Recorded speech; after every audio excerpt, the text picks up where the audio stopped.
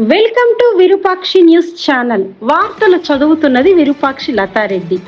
ఈనాటి వార్తా విశేషాలు. కాళేశ్వరం ప్రాజెక్టుపై కమిషన్ నోటీసు నేపథ్యంలో BRS MLC Kalvakuntla Kavitha media సమావేశంలో తీవ్ర వ్యాఖ్యలు చేశారు.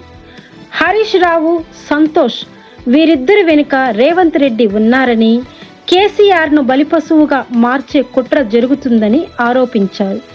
అవినీతి అనకొండల మధ్య మా నాన్న బలిపశువు అవుతున్నాడంటూ కవిత కన్నీటి పర్యంతమయ్యారు. హరీష్ రావును ఇరిగేషన్ మంత్రిగా తొలగించడంలో కీలక కారణాలు ఉన్నాయన్నారు. ఆస్తులు కూడబెట్టడంలో హరీష్, సంతోష్ పాత్ర ఉందని ఆరోపించారు. సోషల్ మీడియాలో తప్పుడు ప్రచారాలు, కాళేశ్వరం అవకతవకలపై సిబిఐ విచారణ